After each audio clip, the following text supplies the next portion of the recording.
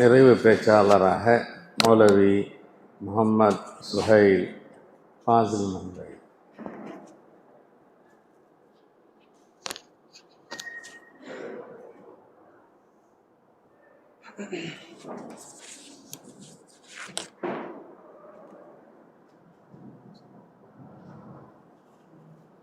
السلام عليكم ورحمة الله تعالى وبركاته. نحمده ونصلي على رسوله الكريم. أما بعد أشهد أن لا إله إلا الله وأشهد أن محمدا அந்த கடைசி பெஞ்சில் உட்காந்து அவங்கெல்லாம் முன்னால் வாங்க. எந்திரிங்க. இங்கே நாற்காலி காலியாக இருக்கும்போது அங்கே இருக்கிற நாற்காலி எடுத்து போடுறீங்க. ஆளப்பா எந்திரி. ஒரு 6 பேர். அதே மாதிரி அங்கே அந்த கடைசியில் இருக்கிற பொண்ணு இங்கே வாங்க. 3 நாற்காலி காலியாக இருக்குது. 4 நாற்காலி. எந்திரி.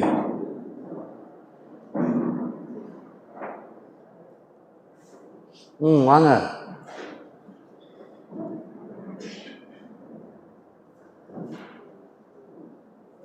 ஒன்றும் 2-3 பேர் வரணும் இந்த இதில். இந்த கடைசியில் இருக்கிற பொண்ணு 2-3 பேர் வாங்கிங்க. அப்புறம் காலியாக இருக்கு. இங்கே 2 நாற்காலி காலியாக இருக்கு.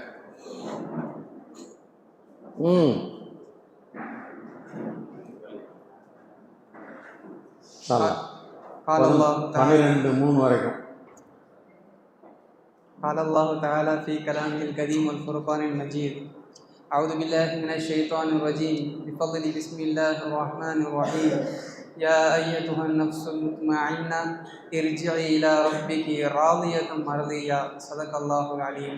وقال نبينا صلى الله عليه وسلم إنما الأعمال بالخواتم أو كما قال عليه الصلاة والسلام. நம்மை முஃமினாகவும் முஸ்லீமாகவும் பிறக்க செய்த அல்லாஹ்விற்கே எல்லா புகழும் உரித்தாகட்டுமாக.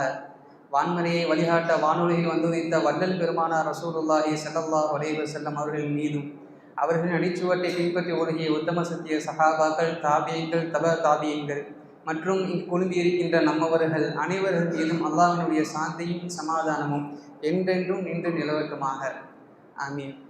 கண்ணியத்திற்குரிய அல்லாஹ்வின் நல்லடியார்களே, மாணவ கண்மணிகளே, உஸ்தாது பெருந்தகைகளே, மனிதனை தொடர்புள்ள ஒவ்வொரு விஷயங்களும் ஒரு முடிவை நோக்கி பயணித்து கொண்டிருக்கிறது.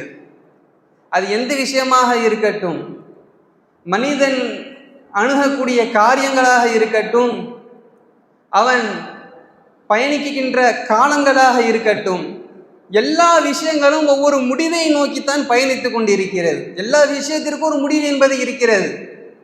மனித பயண காலங்கள் என்பது 3 வகையாக பிரிக்கிறார்கள். ஒன்று குழந்தை பருவம், 2வது வாலிப பருவம், 3வது வயோதிக பருவம். இந்த 3ற்கும் ஆரம்பம் இருக்கிறது, முடிவும் இருக்கிறது. குழந்தை பருவத்தை ஒரு மனிதன் வாழ்ந்து முடிக்கக்கூடிய அந்த நிலை என்பது அவன் சுறுசுறுப்பாகவும் நல்ல விளையாட்டு குண நிலையாக அவன் இருக்க வேண்டும் அந்த வயதை பூர்த்தி செய்யும் பொழுது. அதே போன்ற வாலிப பருவத்தை ஒருவன் 40 ஆண்டு காலம் வாழ்ந்து முடியக்கூடிய அந்த நேரத்திலே அவன் வாழ்க்கையை பற்றி உண்டான தத்துவங்களை விளங்கி உணர்ந்து ஒரு பக்குவமான ஒரு அமைதியான ஒரு மன நிலையுடன் அவன் இருக்க வேண்டும். அதே போன்று மனிதனுடைய வயோதிக பருவத்தினுடைய முடிவை அவன் அடையும் பொழுது வாழ்க்கை என்றால் என்ன, எதற்காக பிறந்தோம், எதற்காக வாழ்ந்தோம், எவ்வாறு மரணம் அடைகிறோம் என்பதனை முழுமையாக உணர்ந்து மனிதர்களில் புனிதராய் அவன் குண நிலையோடு அவன் மரணம் அடைய வேண்டும். இந்த நிலையை தான் மனிதனுடைய பயண காலங்கள் என்பதாக விளக்குகிறார்கள். அப்போ மனிதனுடைய முடிவுகள் அனைத்தும் நல்ல முடிவாக இருக்க வேண்டும். இன்னமல் அஅமாலு பில் ஹவாத்திம் என்றார்கள் ஸல்லல்லாஹு அலைஹி வஸல்லம் அவர்கள். ஒரு மனிதன் எப்படி வாழ்கின்றானோ அது போன்றுதான் மரணம் அடைகிறான். எப்படி மரணம் அடைகிறானோ அது போன்றுதான் மறுமையிலே எழுப்பவும் படுகிறான். இதனை முழுமையாக விளங்கினார்கள் சஹாபாக்கள். தனது வாழ்நாட்டினுடைய ஒவ்வொரு நோக்கங்களாக இருக்கட்டும், செயல்பட்ட அமல்களாக இருக்கட்டும், செயல்பாடுகளாக இருக்கட்டும், அனைத்து காரியங்களையும் உற்று நோக்கினால் அவருடைய ஒவ்வொரு விஷயங்களையும் மரணத்தையும் மறுமையையும் சிந்தனை தூண்டும் விதமாகத்தான் அமைந்திருக்கும். நமக்கெல்லாம் தெரியும், பெருமானார் ஸல்லல்லாஹு அலைஹி வஸல்லம் அவர்களுக்கு அன்பளிப்பாக வந்த ஒரு ஆடை, அதனை அணிந்து சபையிலே அமர்ந்து தாலீம் சென்று கொண்டிருந்தார்கள் ஸல்லல்லாஹு அலைஹி வஸல்லம் அவர்கள். எல்லா சஹாபாக்களும் பெருமானாரை பார்த்து அந்த வர்ணனையை ரசித்துக் கொண்டிருந்தார்கள், அழகை. அதிலே ஒரு சஹாபி எழுந்து பெருமானாரிடத்திலே சொன்னார்கள், யா ரசூலல்லாஹ், இன்று நீங்கள் அடைந்திருக்கின்ற அந்த ஆடை மிகவும் அழகாக இருக்கிறது. அதனை விலகி கொண்ட ரசூலுல்லாஹி ஸல்லல்லாஹு அலைஹி வஸல்லம் தனது அறைக்கு சென்று தனது ஆடையை கலட்டி வந்து இந்த சஹாபி கையிலே ஒப்படைத்தார்கள்.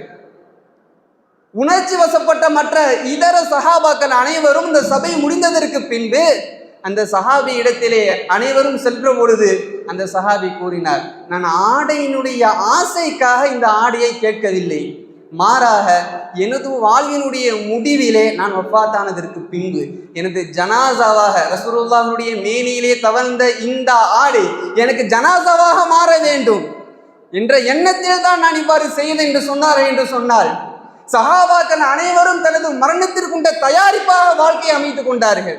தனது ஒவ்வொருடைய வாழ்க்கையினுடைய மரணமும் எப்படி அமைய வேண்டும் என்பதனை தீர்மானித்தார்கள் சஹாபாக்கள்.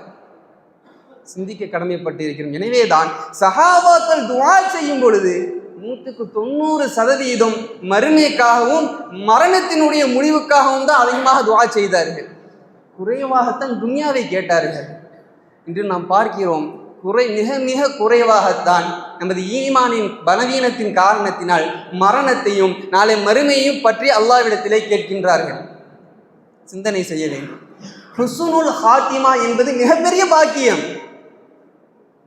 யூசுப் அலைஹிஸ்ஸலாத்து வஸ்ஸலாம் அவர்கள் துஆ செய்தார்கள், ரப்பி கத் ஆதைதனி மினல் முல்க் வ அல்லம்தனி மின் தஅவீரில் அஹாதீஸ் ஃபாத்திர ஸமாவாத்தி வல் அர்த் அன்த வலி ஃபித் துன்யா வல் ஆখিরা தவஃபனி முஸ்லிமா வ அல்ஹக்னி பிஸாலிஹின். யா அல்லாஹ், எனக்கு அரசாங்க ஒரு ஆட்சி செய்யக்கூடிய ஒரு அதிகாரத்தை நீ கொடுத்தாய், கனவுக்கு விளக்கம் தரக்கூடிய ஒரு மிகப்பெரிய ஒரு ஞானியாக என்னை ஆக்கினாய், உலகையும் வானத்தையும் படைத்து பரிபாலிக்கின்ற ரப்பே, எனது மரண தருவாயினுடைய வேலையில என்னை ஒரு முழுமையான முஸ்லீமாக ஆக்கி மரணம் அடைய செய், ஈமானிலே என்னை உறுதியான நிலையிலே என்னை ஆக்கிவை என்று நபிமார்களுடைய பட்டியலிலே உள்ள யூசுப் அலைஹிஸ்ஸலாத்து வஸ்ஸலாம் அவர்கள் துஆ செய்தார் என்று சொன்னால் எவ்வளவு பெரிய பாக்கியம் நிறைந்தது ஹுஸ்னுல் ஹாத்திமா என்பதனை சிந்திக்க கடமைப்பட்டிருக்கிறோம். பெரும் பெரும் சஹாபாக்களும் இறைநேச செல்வர்களும் வாழ்வினுடைய இறுதி கட்டத்தை நினைத்து அஞ்சக்கூடியவர்களாக வாழ்ந்தார்கள். சுஃபியானு சௌரி ரஹ்மத்துல்லாஹி அலைஹி அவர்கள், அபு ஹனீஃபா ரஹ்மத்துல்லாஹி அலைஹி அவருடைய காலத்திலே மிக பிரபலியமாக பெயர் பெற்றவர்கள் அவர்கள். அவர்கள் தனது வாழ்நாளிலே சொல்லி காட்டுவார்கள், அஹாஃபாய் யுஸ்லப மின்னி ஈமானு இன்தல் மௌத், நான் எனது வாழ்நாளிலே மௌத்தினுடைய தருவாயிலே ஈமான் என்னை விட்டு பறிக்கப்பட்டு விடுமோ என்று நான் பயப்படுகிறேன் என்றார்கள் சுஃபியானு சௌரி ரஹ்மத்துல்லாஹி அலைஹி அவர்கள். அப்படி என்றால் சிந்திக்க கடமைப்பட்டு இருக்கின்றோம். நிறைவு என்பது என்னதான் வாழ்விலே பெரும் பெரும் அமல்கள் செய்தாலும் சரி, எவ்வளவு பிரமாண்டமான சதக்காக்கள் செய்தாலும் சரி, வாழ்வினுடைய முடிவு என்பது அல்லாஹ்வினுடைய பொருத்தத்திலையும் அவனுடைய நாட்டத்திலையும் தான் இருக்கிறது. எல்லாருக்கும் நல்ல முடிவும் வாழ்வை வைத்து நடந்துவிடும் என்பது சொல்ல முடியாது. ஜித்தாவிலே ஒரு மருத்துவமனையிலே ஒருவர் அனுமதிக்கப்படுகிறார். சிந்திக்க வேண்டும், அந்த மனிதன் அனுமதிக்கப்படுவதற்குண்டான காரணம் என்னவென்றால் மது போதை உடலிலே பாதிக்கப்பட்டு விட்டது, உச்சக்கட்டத்தை தொட்டு விட்டது, கிட்டத்தட்ட சக்கராத ஹாலிலே வந்து படுத்து விட்டார். ரூஹு கொஞ்சம் கொஞ்சமாக பிரிந்து கொண்டே இருக்கிறது. குடும்பத்தார்கள் அனைவரும் சுற்றி நின்று சொன்னார்கள், நீ லா இலாஹ இல்லல்லாஹ் முஹம்மது ரசூலுல்லாஹ் கலிமா சொல்லேன், ஈமானோடு வஃபாத்தாகக்கூடிய பாக்கியம் கிடைக்கும், அந்த நன்மையை கொண்டாவது நாள் மறுமையிலே அல்லாஹ் தஆலாவிடத்திலே சொர்க்கம் செல்வாய் என்று ஆர்வத்தோடு சொல்லக்கூடிய அந்த நிலையிலே நான் சொல்ல மாட்டேன் என்று அந்த மனிதன் சொன்னான்.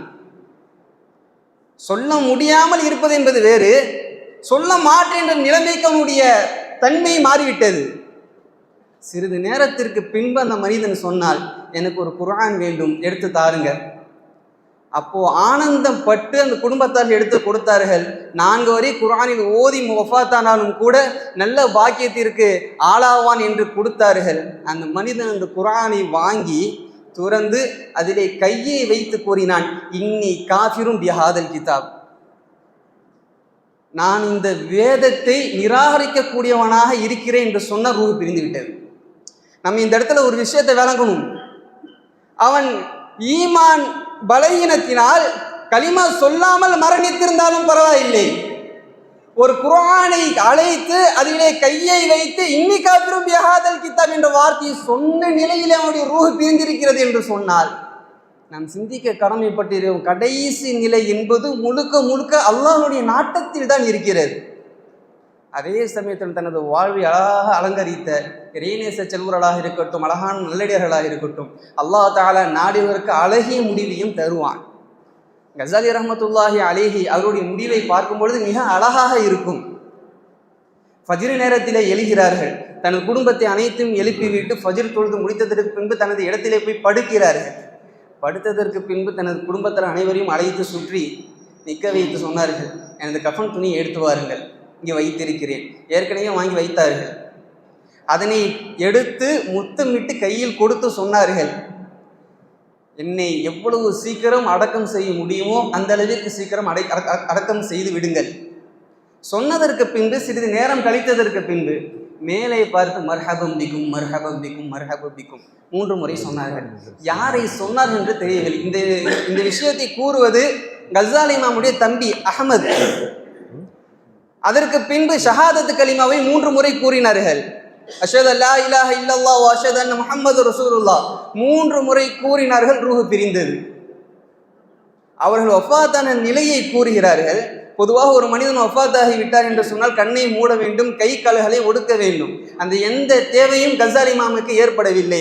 அவர்கள் படுத்திருந்த அந்த நிலையே ஒரு ஜனாசா எப்படி படுத்திருக்க வேண்டுமோ அந்த நிலையில் தான் ரூஹ் பிரிந்திருக்கிறது. அல்லாஹ் அழகிய முடிவை தனது நாரியவர்களுக்கு கொடுக்கின்றான்.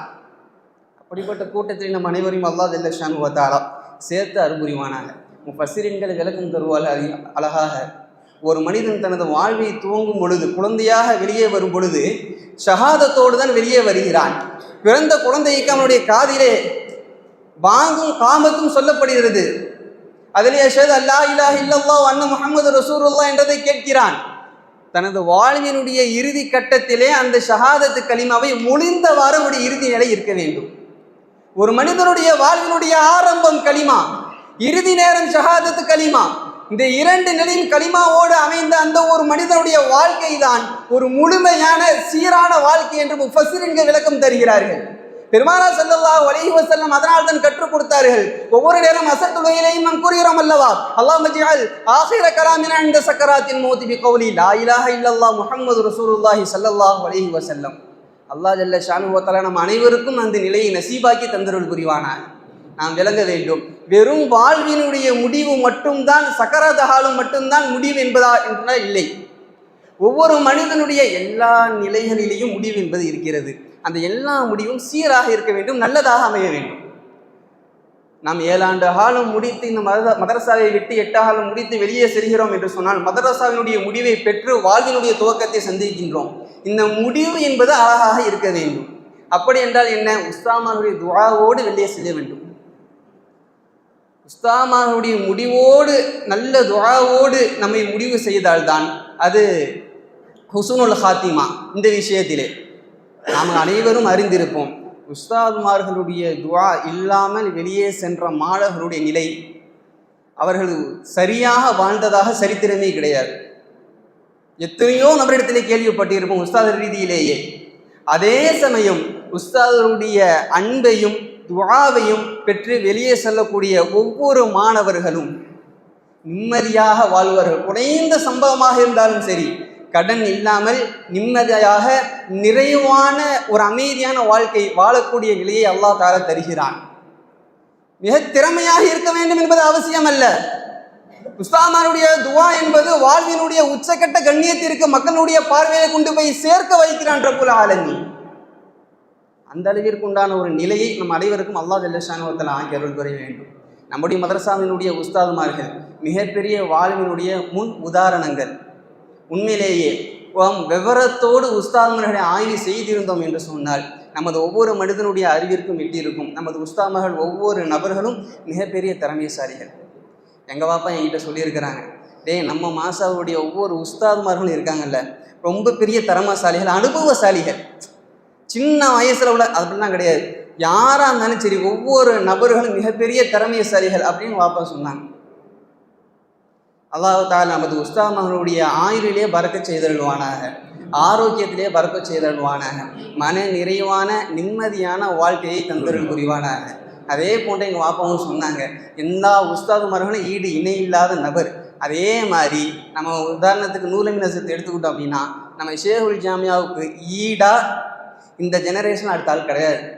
அவங்களுக்கு ஈடாக அவங்க இடத்துல வந்து 10 ஆள் வந்து உட்கார்ந்தாலுமே கூட அவங்களுக்கு ஈடாக வர முடியாது.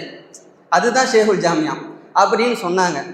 எல்லாம் வல்ல அல்லாஹ் ரப்புல் ஆலமீன் நம் உஸ்தாதுமார்களை போன்ற ஒரு உன்னதமான வாழ்வை வாழக்கூடிய பாக்கியத்தை நம் அனைவருக்கும் ரப்புல் ஆலமீன் தந்தருள் புரிவானாக. நமது காரியங்கள் வாழ்வு அனைத்தினுடைய முடிவினுடைய நிலையையும் நல்ல முடிவாக நம் அனைவருக்கும் அல்லாஹ் தஆலா ஆக்கி அருள் புரிவானாக. வாஹிர் தஅவானா அல்ஹம்துலில்லாஹி ரப்பில் ஆலமீன். அஸ்ஸலாமு அலைக்கும் வரஹ்மத்துல்லாஹி தஆலா வபரகாத்துஹு.